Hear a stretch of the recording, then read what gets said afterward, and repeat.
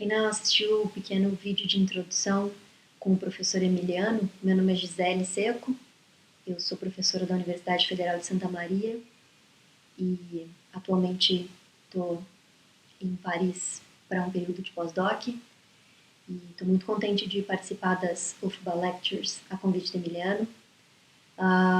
O contexto desse curso, como eu também expliquei, é um contexto do desenvolvimento de algumas atividades de pesquisa e de ensino que eu venho realizando nos últimos anos, desde o período em que eu era coordenadora de um PIBID interdisciplinar na Universidade Federal do Rio Grande do Sul, onde eu então trabalhava desde 2013, e em colaboração com minha colega Anastácia Pugliese, da Faculdade de Educação da UFRJ, e também com outros colegas professores de lógica, alguns conhecidos de vocês aí na UFBA, como a professora Abel Lassalle Casanave e meu colega Frank Thomas Salter, que temos nos preocupado com questões de didática da lógica, e mais especificamente eu e Anastácia, com questões relacionando didática da lógica com temas de feminismo na academia.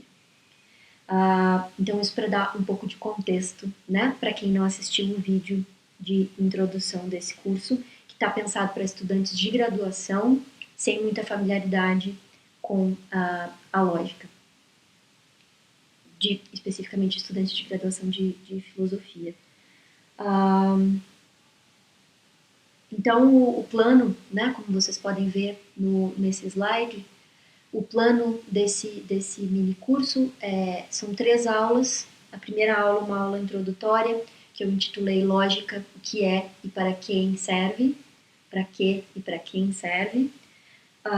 Depois uma segunda aula com noções e procedimentos elementares de lógica, onde a gente vai focar em um sistema de lógica específico, muito simples, que é a silogística aristotélica, através da qual vão ser introduzidos conceitos de negação, validade, contradição, e a gente vai falar um pouco do quadrado da oposição e dos silogismos, evidentemente, mas desde uma perspectiva informada pela diagramática desenvolvida, pelo sistema diagramático desenvolvido por Venn ainda no século XIX.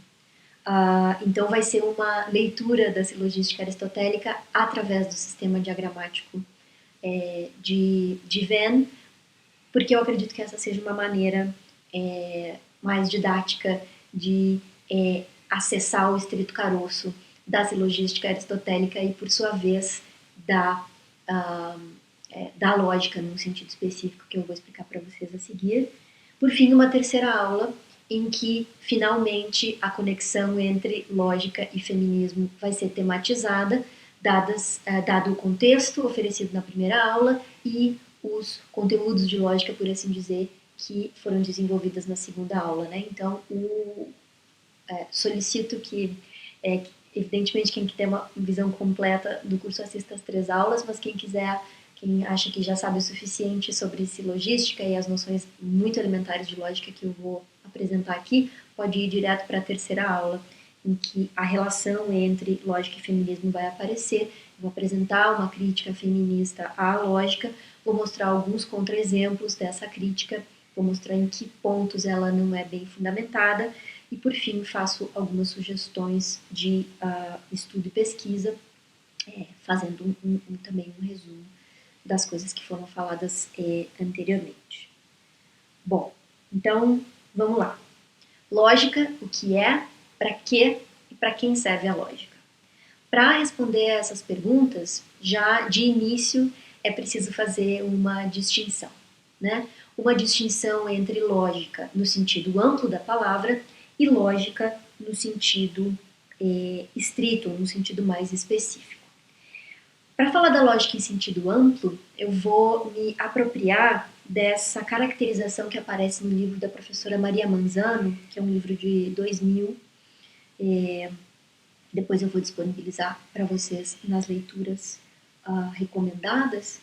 A professora Maria Manzano, como vocês veem aí no slide, diz: todos nós, seres supostamente racionais, usamos a lógica quando raciocinamos, assimilamos ou processamos as informações que recebemos no ambiente. Qualquer tipo de informação, e aí ela coloca entre parênteses, somos lógicos porque somos seres humanos. Está lá na página 4 desse livro de Introdução à Lógica da professora Maria Manzano, que é uma professora espanhola. O que é interessante dessa caracterização de lógica em sentido amplo é que ela termina como uma inferência, ela termina com uma justificativa da afirmação de que somos lógicos enquanto seres humanos, né? Porque somos seres humanos, somos lógicos. Quer dizer, temos a capacidade de assimilar e processar informações que a gente recebe do ambiente, todo e qualquer tipo de informação, através de processos de raciocínio, né? Então, a lógica, nesse sentido amplo, serve para todo mundo, porque todo mundo usa a lógica, independentemente da sua posição social, da sua posição cultural, né? Nesse sentido muito amplo que está atrelado à nossa espécie humana, né? Essa capacidade de processar, assimilar informações, qualquer tipo, através de processos de raciocínio, certo? Ocorre que essa caracterização de lógica nesse sentido amplo, oferecido pela professora Maria Manzano, ao se referir a todo e qualquer tipo de informação que a gente pode processar, está, portanto, associando a lógica a todo e qualquer tipo de manifestação linguística que os seres humanos são capazes de realizar, né? Nós, como seres linguísticos, somos seres muito pluriversais, né? A gente tem a nossa linguagem é muito rica, né? E isso gera um problema. Então, lógica nesse sentido muito amplo daria muito trabalho de dar conta, né? Criar uma disciplina a partir de toda essa riqueza. Uma disciplina no sentido de um estudo cujo foco é essa capacidade de raciocinar. Então, vocês vão ver agora nesse próximo slide, né, uma outra distinção que é muito importante de ser feita a partir da primeira caracterização de lógica que foi oferecida, para que a gente possa chegar num sentido mais preciso da lógica como um estudo que tem um objetivo específico, um foco de estudo específico. Os usos da linguagem, esse tópico dos usos da linguagem vai nos ajudar a fazer esse recorte, né, do que é o objeto de estudo da lógica. Então, vocês têm aí um esquema e esses 4 usos da linguagem humana que estão sendo aí apresentados: o uso expressivo, o uso normativo, o uso performativo e o uso indicativo. Quer dizer que uma introdução à lógica é importante que quando a gente esteja se introduzindo no universo dos estudos da lógica, a gente tenha a noção de que se trata de um recorte, né, de que o objeto de estudo da lógica diz respeito a uma parte específica desse mecanismo impressionantemente rico que é a linguagem humana e que tem diversas funções, das quais somente 4 estão sendo aí esquematizadas, né? Então, o uso expressivo da linguagem, e isso é uma coisa que todo mundo que estudou com uma boa gramática no ensino médio deve se lembrar, né? Essa é uma caracterização que muitas vezes aparece lá no início nas nossas gramáticas, dos nossos livros de gramática. O uso expressivo da linguagem diz respeito a o expressar sentimentos e emoções que nós somos capazes de fazer através da linguagem e ao despertar ou provocar nos outros seres humanos, ou talvez não humanos também, à nossa volta, certos sentimentos, certas emoções, certas reações, certo? Um exemplo, uma epítome do que seria o uso expressivo da linguagem, a gente poderia pensar nas manifestações artísticas, né? Embora também a gente pudesse pensar em coisas muito simples, como dizer, ui, que frio, ou ai, ou qualquer outra expressão, né, de sentimento ou de emoção, que pode ou não ter como objetivo também provocar ou despertar em outros os sentimentos e emoções, não é? Depois a gente costuma falar também do uso normativo ou do uso prescritivo da linguagem, que tem a ver com a avaliação e com a determinação, né, de comportamentos. de comportamentos alheios ou dos nossos próprios. Esse uso normativo, o uso prescritivo da linguagem, portanto, tem a ver com a gente dizer coisas do tipo: que feio isso, hein? Ou, né, quando a gente está avaliando um comportamento, ou dizer que um comportamento é injusto ou é justo, ou dizer que certas ações são proibidas ou permitidas, seja do ponto de vista social, do ponto de vista da etiqueta, do ponto de vista estritamente jurídico, do ponto de vista moral, não importa. Né? Aqui, essas categorias são categorias grandes nas quais cabem muitas coisas. Né? Então, a gente está usando normativamente a linguagem todas as vezes em que nós avaliamos comportamentos alheios ou os nossos próprios, através de valores, que podem ser valores morais, valores jurídicos, toda sorte de valor, e também determinando, né, a partir dessas avaliações, se elas são corretas ou não, legais ou não. Então, se no uso expressivo da linguagem eu utilizei como exemplo as manifestações artísticas da cultura humana, no caso do uso normativo da linguagem, nós poderíamos pensar nas práticas jurídicas, nos discursos jurídicos, nos discursos morais, né? como também uma sorte de exemplo significativo de onde nas práticas humanas a linguagem normativa está em ação. Quanto ao uso performativo da linguagem, né, se vocês forem olhar nos manuais de lógica, um dos mais comuns que a gente encontra no Brasil, que ainda é utilizado nos cursos às vezes, de introdução à lógica, para a filosofia, o manual do Arvin Kolpe, você vai ver que não consta, por exemplo, esse uso performativo da linguagem, mas dando uma atualizada e, por exemplo, né, também se amparando nas gramáticas do ensino médio, a gente usa o uso realizativo da linguagem. Bom, o uso performativo da linguagem justamente tem a ver com essa ideia de, o dizer, né, o uso de certas palavras em circunstâncias adequadas e com a intenção de realizar uma determinada ação, realiza essa ação.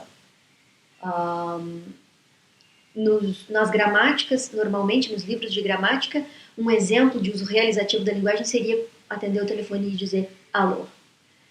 Se você não diz alô, você não atendeu o telefone. Né? Igualmente, quando nós agradecemos a alguém por alguma coisa, não é? Uma pessoa te alcança um objeto, você pede um favor. Por favor, me alcança o copo. E a pessoa te alcança o copo e você não faz nada, você pega, você não agradeceu. Se você disser muito obrigado, você realizou o ato de agradecer. É claro que, dadas certas convenções, não é, sociais, você pode simplesmente fazer um gesto. Esse gesto, entretanto, corresponde à enunciação de certas palavras, nesse caso as palavras muito obrigado, a expressão muito agradecido, gratidão, como se diz hoje em dia. Os exemplos clássicos que se utilizam para explicar as características do uso performativo da linguagem, ou do que é um ato performativo, são os exemplos do batismo do navio, não é? O batismo de um navio que se realiza lá com toda a pompa e circunstância, as autoridades presentes e tudo mais, e alguém vai lá, a maior autoridade vai lá e quebra uma garrafa de champanhe no casco do navio e diz: eu te batizo tal nome, né? Não consigo pensar no nome para um navio. Titanic. Então, eu te batizo Titanic. Eu sempre brinco que não é... Veja, o batizar... O navio só tem aquele nome por causa dessa circunstância na qual as pessoas adequadas disseram certas palavras e portanto, o batismo foi realizado. Se um bêbado chega lá durante a noite e quebra uma garrafa de caninha 51 e diz: eu te batizo Joana da Silva, não, o navio não foi batizado, não é? Então você tem, claro, podemos pensar em outros exemplos como o de pedir desculpas, né? O ato de pedir desculpas depende da enunciação de certas palavras em circunstâncias adequadas e com a intenção de pedir desculpas. Tanto é assim que na escola muitas vezes a gente briga com o coleguinha, aí a diretora ou a coordenadora pedagógica vem e diz, resolve a situação e diz: agora peça desculpas. E aí a criança diz: desculpa. E aí o adulto diz, pede direito. Parece que a realização, portanto, do ato de pedir desculpas depende do indivíduo que enuncia aquelas palavras enunciar não somente da boca para fora, não é verdade?